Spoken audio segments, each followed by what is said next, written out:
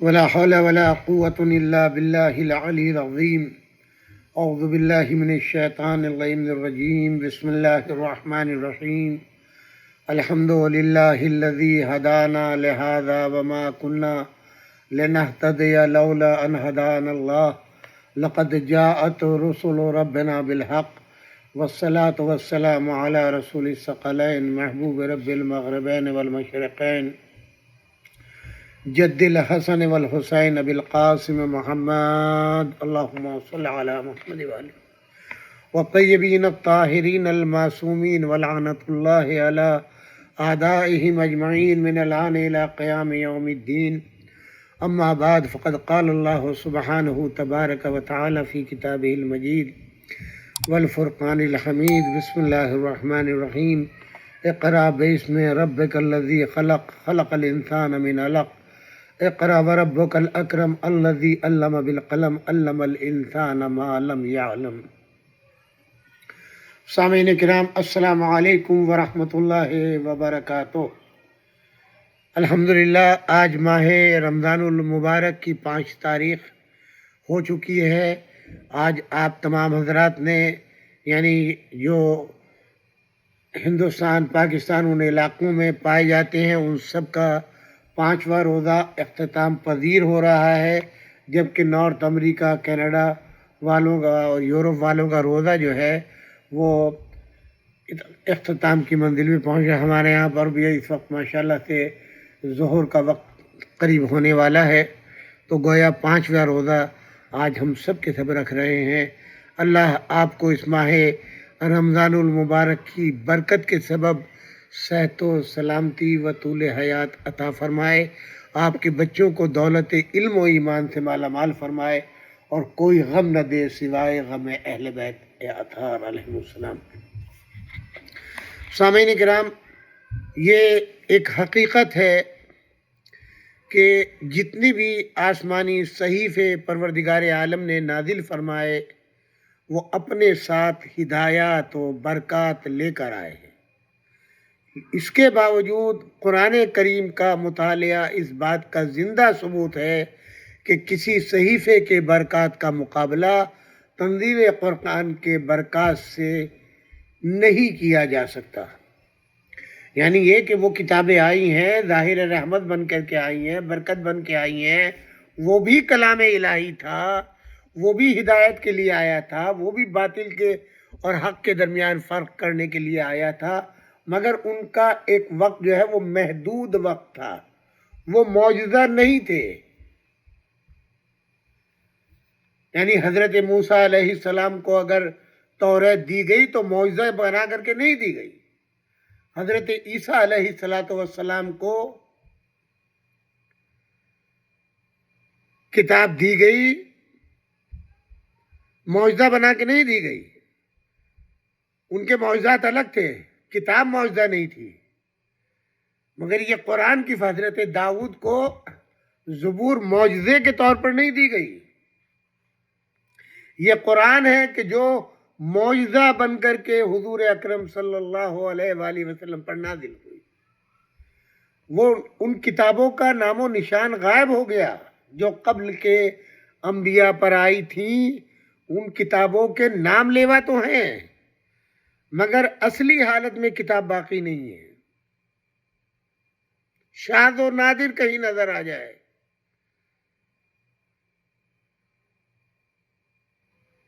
مگر قرآن ہمارے نبی کریم صلی اللہ علیہ وآلہ وسلم کے انتقال کے بعد بھی آج 1400 سال سے ویسے ہی اسی طریقے سے اسی اصل حالت میں موجود ہے، اور اپنی ضیاء پاشی کر رہا ہے، اپنے معجزات دکھا رہا ہے۔ ہر ملک میں، ہر زبان میں، ہر ماحول میں، ہر زمانے کے اندر، ہر وقت کے اندر اس کی ہدایتوں کے چراغ روشن ہیں۔ جب آپ مطالعہ قرآن کا کریں گے تو کوئی نہ کوئی نئی چیز آپ کو نظر آئے گی. یہ ہے قرآن. اور کتابوں اور ہمارا ایمان ہے، یقیناً ہے، مگر اب وہ کتابیں پائی نہیں جاتی، منسوخ ہو چکی. اب یہ صبح قیامت تک صرف قرآن رہے گا. اب مجھے نہیں معلوم لوگوں کو قرآن سے کیا تکلیف ہے اور کیا نفرت ہے. یہ تو ایک کتاب ہے، اللہ کا کلام ہے، تو اس سے دشمنی کیسی ہے؟ قرآن سے دشمنی اور نفرت اس بات کی دلیل ہے کہ قرآن ان کو ڈراتا ہے، خوف زدہ کرتا ہے، نعرے جہنم کی آوازیں ان کے کانوں میں آتی ہیں، ان کے اعمال ان کے سامنے عمل بن کر کے عملی شکل میں ان کو دکھائی دیتے ہیں، اور قرآن ان کو دوڑا دوڑا کے مارتا ہے. اس لیے کوئی قرآن کو آگ لگاتا ہے، کوئی اپنے ملکوں کے اندر احتجاج کرتا ہے، اس کو بین کر دیا جائے، اس کو بند کر دیا جائے، مگر قرآن نہ آگ کے لگانے سے ختم ہو سکتا ہے، نہ آپ کے بین کر دینے سے ختم ہو جاتا ہے. یہ اربوں مسلمان جو دنیا میں پائے جاتے ہیں، یہ ان سب کے دل کی دھڑکن ہے. اپنی نفرت کی آگ میں آپ جل جائیں گے، قرآن کا کچھ نہیں کر سکتے. جنہوں نے کل اہل بیت علیہ السلام سے نفرت کی تھی، آج پوری دنیا کے اندر اہل بیت کا ذکر بلند ہے. ان لوگوں کے قبروں کا نام و نشان بھی نہیں ہے. بتائیں گے معاویہ کی قبر کہاں ہے، کس سال میں ہے؟ یزید کی قبر کس سال میں ہے؟ ابو سفیان کی قبر کس سال میں ہے؟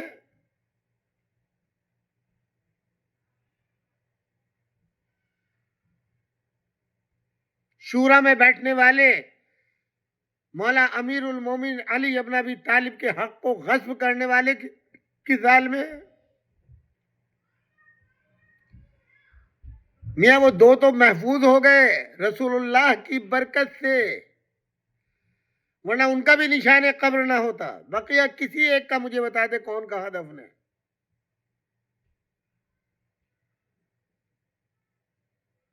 مٹانے والا بھی اللہ ہے، باقی رکھنے والا بھی اللہ ہے. نہ ان کی دولت کام آئی، نہ ان کا اقتدار کام آیا، نہ ان کا نام و نمود کام آیا. کہاں چلے گئے وہ ملعین اور منحوس محدثین جنہوں نے جعلی حدیث گڑھ گڑھ کے اہل بیت اطہار علیہ السلام کے خلاف محاذ بنایا تھا، اور اہل بیت اطہار علیہ السلام اور ان کے ماننے والوں کی زندگی کو تاریک کوٹریوں میں بند کرنے کی ناکام کوشش کی.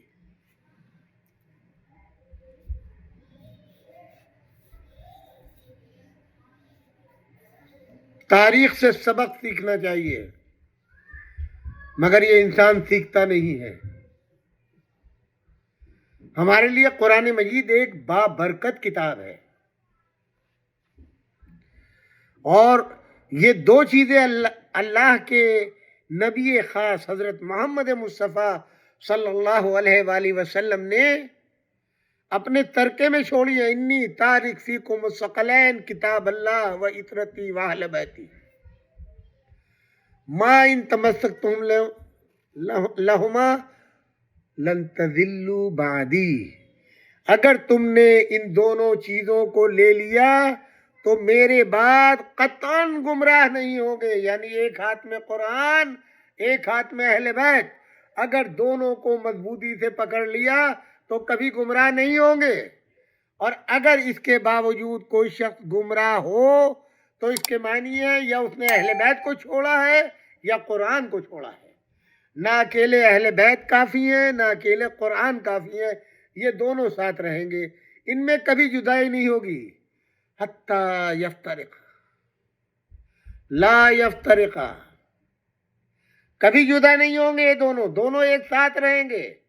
جہاں اہل بیت علیہ السلام ہوں گے وہاں قرآن ہوگا، اور جہاں قرآن ہوگا وہاں اہل بیت ہوں گے. ان میں ایک بال کے برابر فرق نہیں ہے۔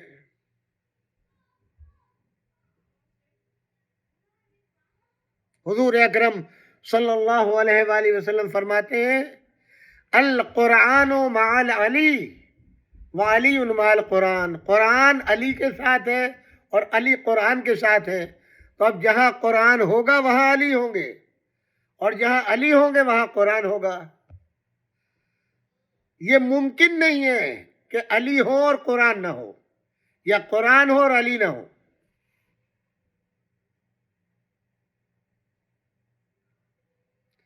اس قرآن مجید کی تنزیل کی پہلی برکت، قرآن کریم کا عالم بشریت پر سب سے بڑا اور پہلا احسان یہ ہے کہ اس نے تقریباً 500 برس کے بعد زمین اور آسمان کے رشتوں کو جوڑ دیا۔ یعنی جب انبیاء علیہم السلام اس زمین پر تشریف فرما تھے تو آسمان سے وحی کا نزول ہوتا تھا، ملائکہ کا آنا جانا رہتا تھا، اور نبی کے کریم کے پاس جو بھی اس زمانے کا نبی ہوتا تھا وہ ملک جبریل امین امانت اللہ سے لے کر آتے تھے، اس نبی کو دیتے تھے۔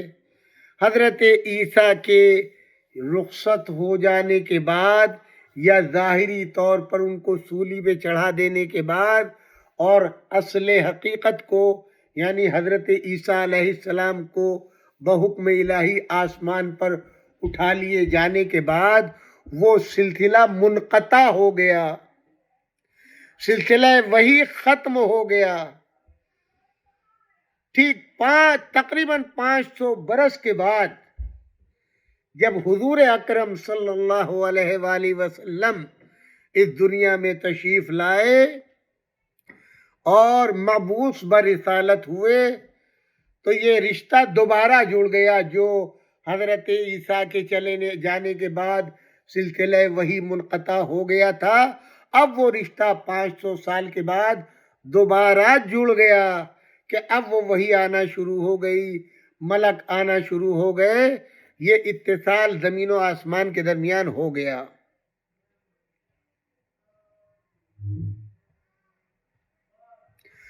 ایسا نہیں ہے کہ حضرت عیسیٰ کے جانے کے بعد میں ان کی شریعت کی تبلیغ نہ ہو رہی ہو، ان کے نائبین بے شک تبلیغ کر رہے تھے، دین کو پہنچا رہے تھے، نصیحتیں کر رہے تھے، لیکن وحی کا رشتہ ٹوٹ چکا تھا۔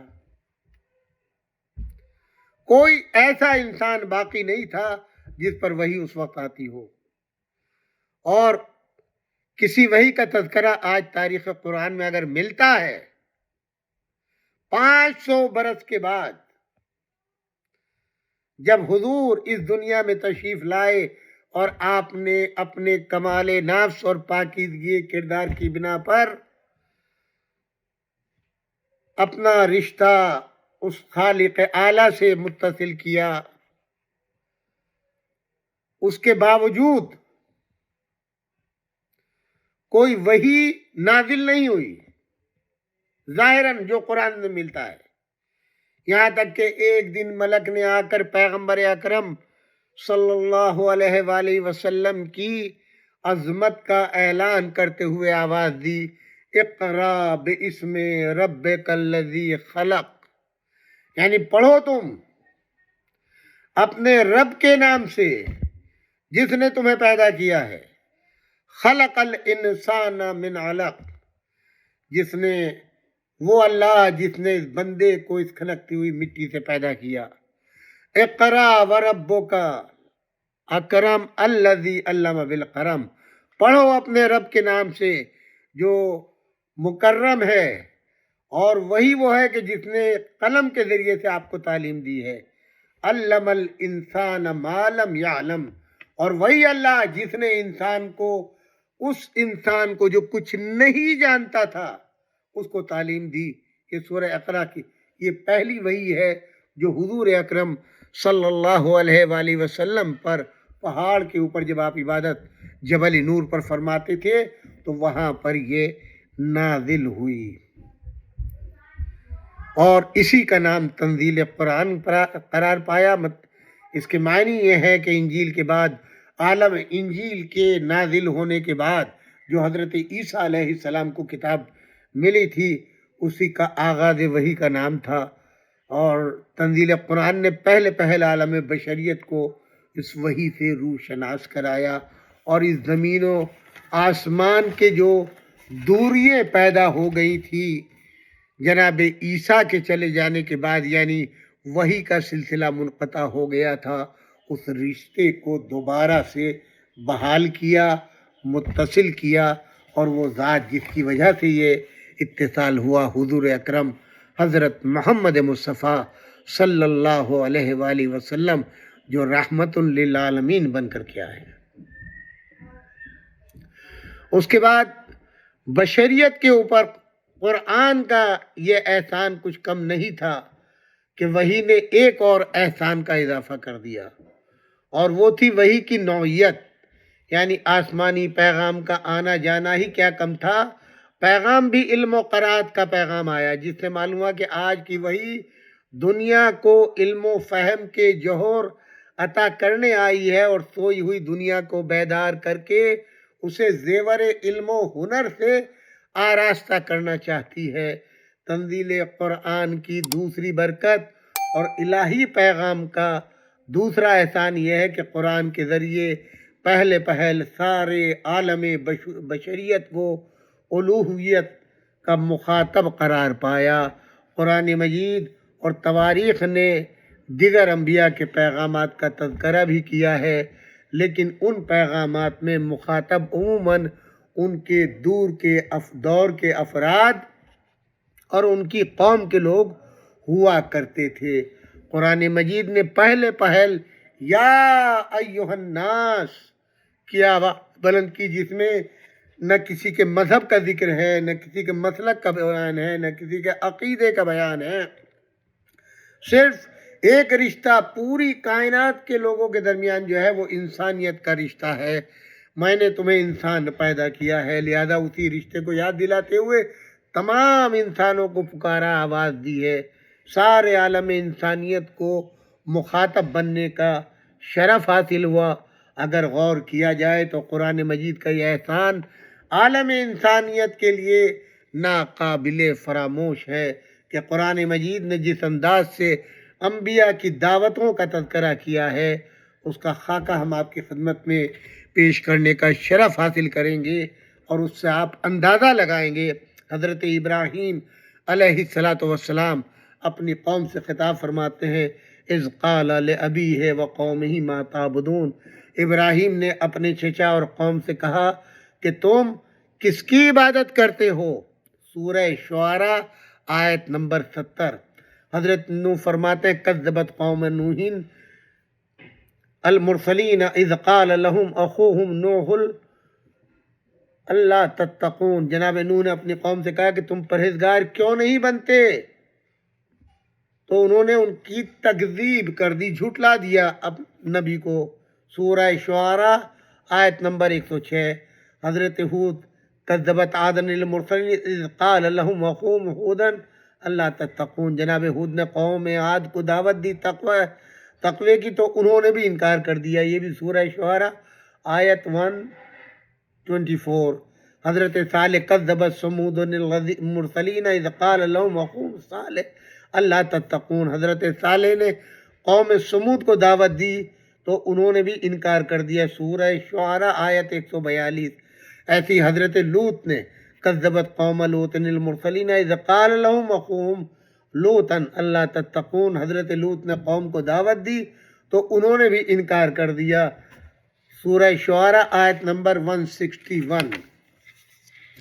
اس کے بعد حضرت شعیب علیہ السلام فرماتے ہیں، کذبت اصحاب الایکۃ المرسلین اذ قال لهم شعیب اللہ تتقون۔ حضرت شعیب نے دعوت دی تو اصحاب ایکہ نے انکار کر دیا۔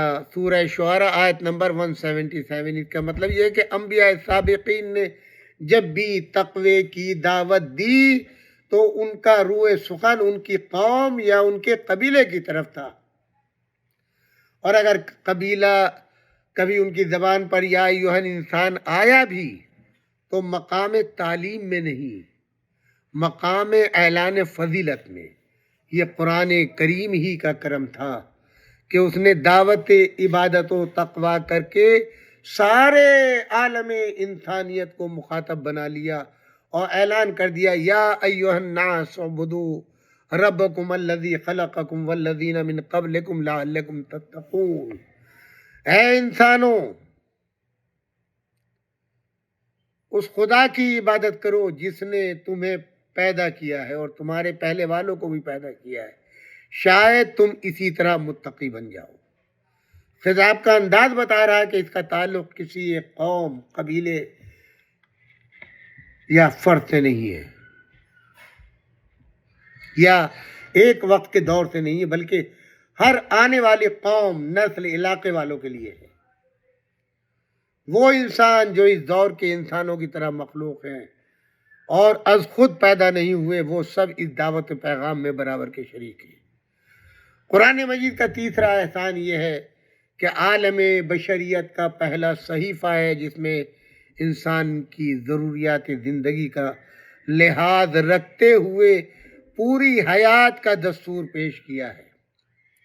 اس کے قبل کے صحیفوں میں ایک دور کے چند افراد و اقوام کی تنظیم کی تعلیم تو ملتی ہے، لیکن زندگی کے تمام شعبوں اور انسانیت کی جملہ ضروریتوں پر محیط کوئی تعلیم نہیں ملتی۔ انجیل میں خود مسیح کا قول ہے کہ میں قوم کے جانوروں کو ہدایت دینے کے لیے آیا ہوں۔ ظاہر ہے جانور قوم کے لیے جو ضابطہ پیش کیا جائے گا وہ عالم انسانیت کے لیے مفید نہیں ہو سکتا۔ یہی وجہ ہے کہ جب عالم بشریت نے ترقی کر کے بشریت کی سرحد میں قدم رکھا تو مسیح کا قانون منسوخ ہو گیا اور قرآن کا وہ ابدی قانون نافذ ہو گیا جو ہمیشہ ہمیشہ انسانیت کی اصلاح کرتا رہے گا۔ قرآن مجید کا چوتھا احسان یہ ہے کہ اس نے جہاں ایک طرف اصلاح حیات میں علم و عمل کو دعوت دی ہے، وہاں دوسری طرف تعلیم کائنات کے فریضے کو بھی انجام دیا ہے، اور اس کے قبل نازل ہونے والے صحیفوں میں اصلاح زندگی کا سلسلہ تو تھا لیکن مسائل کائنات کا حل نہیں تھا۔ قرآن مجید ایک ابدی قانون بن کر آیا ہے، اس لیے اس نے اپنے دامن میں مسائل کائنات کو بھی جگہ دی تاکہ ہر دور و ارتقاء میں اس کی عظمت مسلم رہے اور ہر دور کا انسان اس کی بلندیوں کے سامنے سر نگو رہے۔ کسی زمانے کا انسان یہ نہ سوچنے پائے کہ قرآن کی نظر میں ہمارے زمانے پر نہیں تھی یا اس کا قانون آج کے حالات پر منطبق نہیں ہو سکتا۔ قرآن کی علمی وسعتوں کا اندازہ جب آپ مطالعہ کریں گے قرآن کا، جب آپ تلاوت کریں گے قرآن پاک کی، تو اس وقت آپ کو جو ہے وہ احساس ہوگا ہر سورہ، ہر آیت، ہر زمانے کے لحاظ سے کتنی مفید ہے، کتنی اثر انداز ہے۔ یہ آپ کو جب آپ قرآن کے قریب آئیں گے تب پتہ چلے گا۔ اس لیے قرآن میں فکر و تدبر کے دروازوں کو کھولا گیا ہے۔ آپ جب قرآن کی آیت پڑھیں تو غور کریں، فکر کریں، سوچیں، سمجھیں، دنیا سے باہر نکلیں، رشتہ داریوں سے باہر نکلیں، مطالعہ قرآن کے لیے تنہائی میں بیٹھیں اور پھر ایک ایک لفظ پر قرآن کے غور و فکر کریں۔ آپ کی عقل کی گرہیں کھلیں گی، عقل آپ کی حیران ہوگی، قرآن اپنی ضیا پاشی آپ پر ڈالے گا۔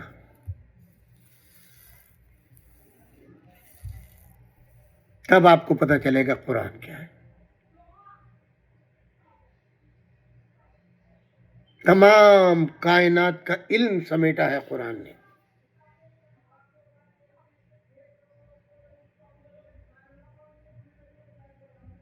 کل ولا رطب ولا یابس الا فی کتاب مبین، نہ کوئی نہ خشک ایسا ہے، نہ کوئی تر ایسا ہے جو قرآن مجید میں موجود نہ ہو۔ ہاں، اب یہ بھی ایک سوال ہے، ہر ایک کو قرآن سے وہ چیز نہیں ملے گی جو وہ چاہتا ہے۔ قرآن ایک کتاب ہے، صامت، نہ بولنے والی کتاب۔ یہ کلام کرتی ہے اپنے اہل سے، جو اس کا اہل ہے، جو اس کے برابر ہے، علم میں، طہارت میں، تقوی میں۔ اب سنیے آپ، ہر اہل غیر نتو خیروں کو یہ منہ نہیں لگاتی کتاب۔ اس کتاب سے کلام کرنے کے لیے عصمت کا درجہ ہونا چاہیے۔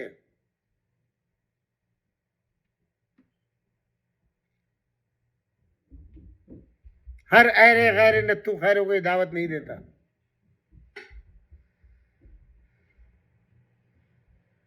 یہ اسی کو دعوت دیتا ہے جو اس کے ساتھ اسی آغوش میں پرورش پائے جس کے سینے پر یہ نازل ہوا۔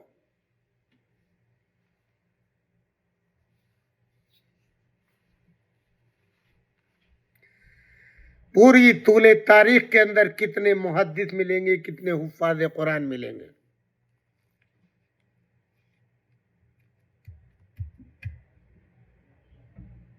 آج تک قرآن کی گتھیوں کو نہیں سلجھا سکے۔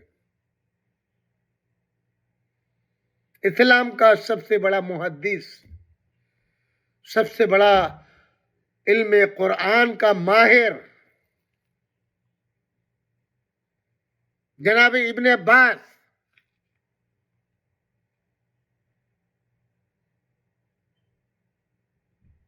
وہ خود ناقل ہے اس بات کے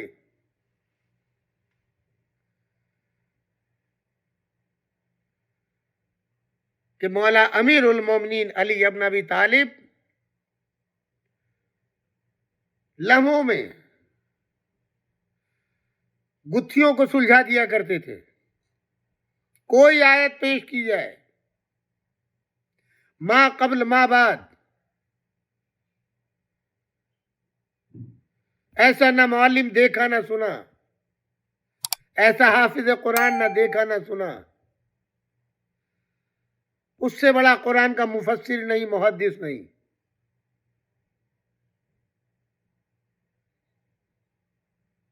ہمہ وقت ہم اپنی پیاس بجھانے کے لیے بارگاہ علوی میں حاضری لگاتے تھے۔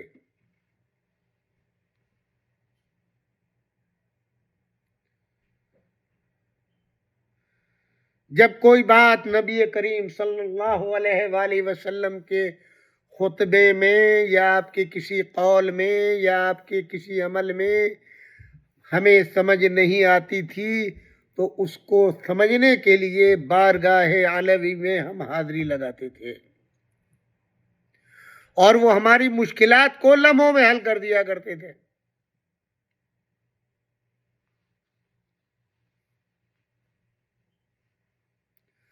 اب میرا سوال ہے اس امت سے،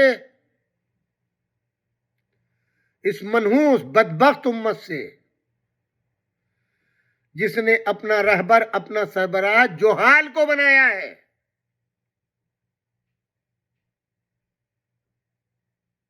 وہ عالم باعمل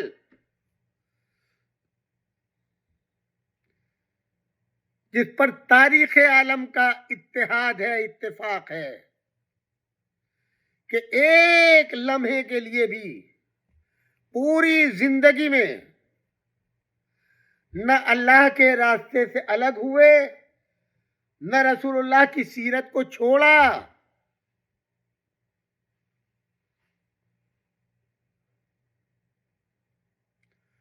اور اس کو امت نے گھر میں بٹھا دیا۔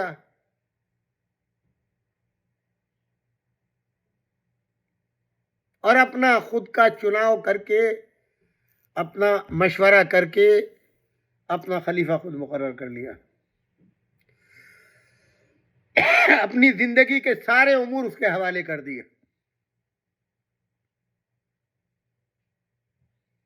چلیے میں آپ کی بات کو تسلیم کیے لیتا ہوں. دنیا کی حد تک چلیے آپ نے مان لیا اور آپ اپنی نظر میں کامیاب ہو گئے.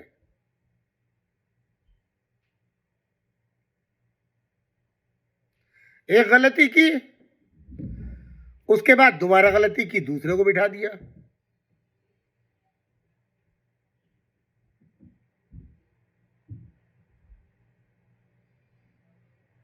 پھر تیسری مرتبہ غلطی کی، اور دوسرے نے شورا بنا دی.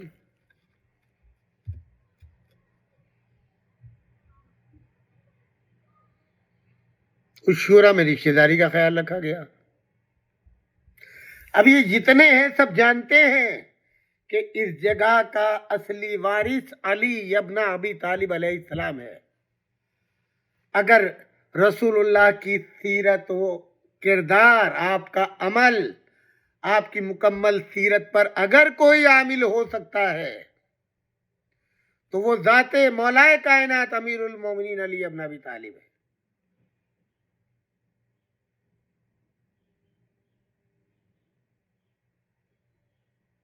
کیا وجہ تھی جب تیسری مرتبہ شروع بیٹھی ہے تیسری خلافت کے لیے، اور عبد الرحمن ابن عوف جو بہنوئی ہے حضرت عثمان ابن عفان کا،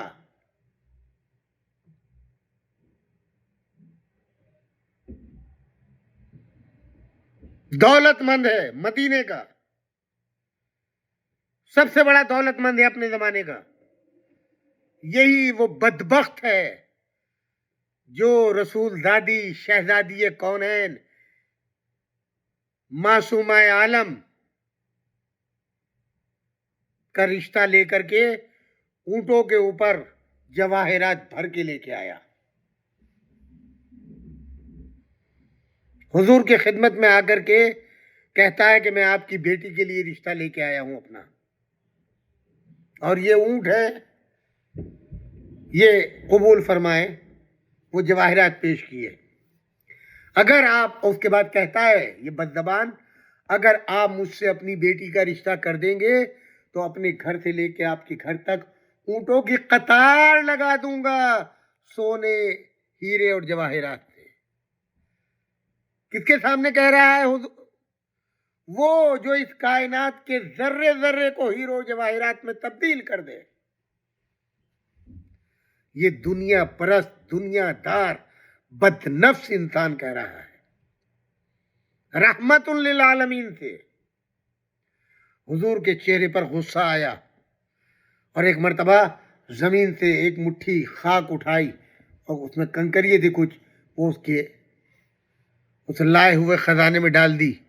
اس نے اپنی ہیئت کو بدلا، اعلیٰ ترین ہیرے اور جواہرات میں تبدیل. کہا لے اپنی دولت میں اضافہ کر لے اور چلا جا، یہاں سے نکل جا. تو جیسے لالچی کے یہاں میں اپنی بیٹی بھی آؤں.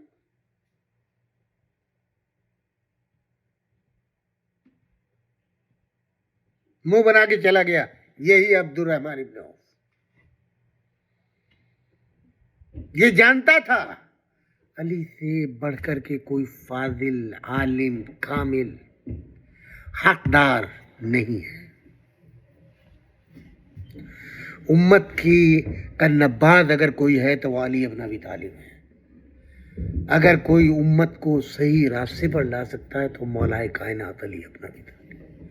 اگر دین کا بول بالا ہوگا تو صرف علی کی ذات سے.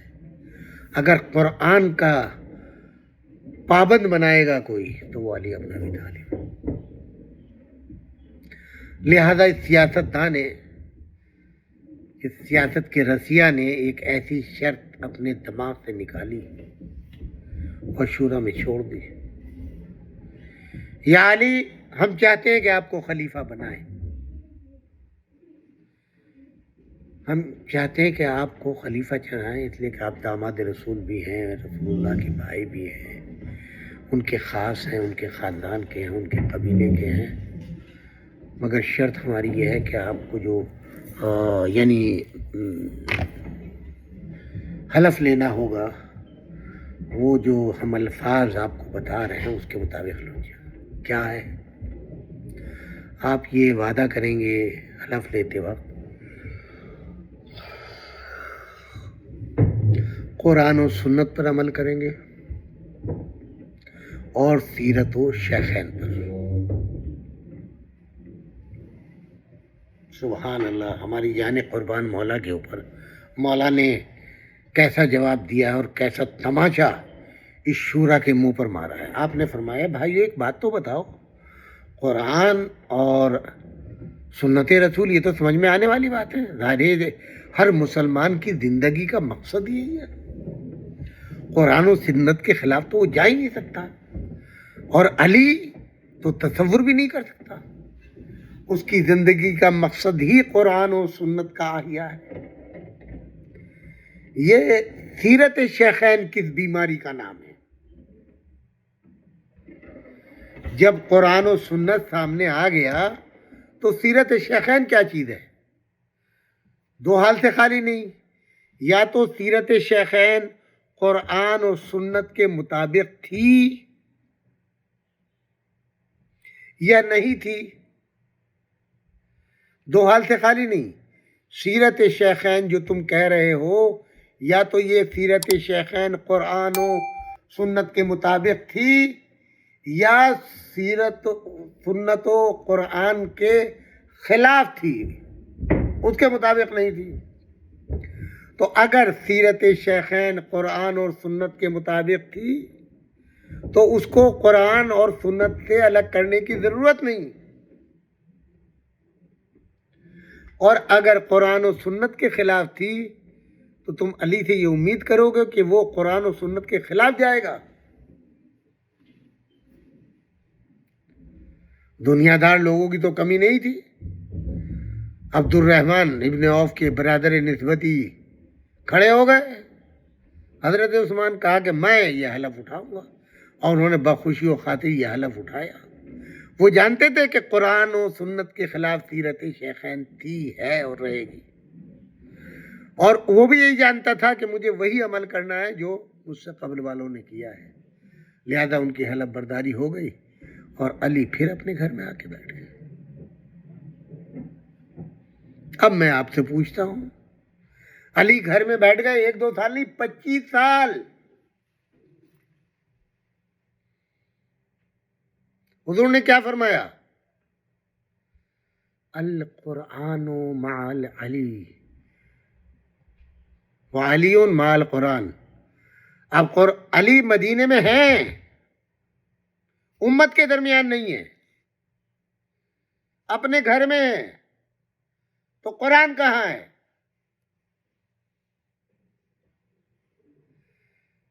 جب حضور نے فرما دیا جہاں علی ہوں گے وہاں قرآن ہوگا، تو اب قرآن امت کے درمیان میں نہیں ہے، علی کے ساتھ ہے گھر میں۔ اس امت نے جس صورت سے علی ابن ابی طالب کو گھر میں بیٹھ جانے پر مجبور کیا، ویسے ہی قرآن کو مجبور کیا، کیونکہ قرآن علی سے جدا نہیں ہو سکتا۔ اب یہ 25 سال بغیر قرآن کے امت رہی، یعنی بغیر قرآن سے مراد یہ ہے کہ صرف الفاظ پڑھتی رہی، عمل سے دور رہی۔ اسی لیے حضور اکرم صلی اللہ علیہ وآلہ وسلم نے اسی قرآن میں فرمایا ہے کہ قیامت کے دن حضور اللہ سے شکایت کریں گے، پروردگار اس امت نے اس قرآن کو بھی چھوڑ دیا، میرے بعد اس قرآن کو بھی ترک کر دیا، جہاں میری امت کو چھوڑا، میری سنت کو چھوڑا، میرے دین کو چھوڑا، اس قرآن کو بھی چھوڑ دیا۔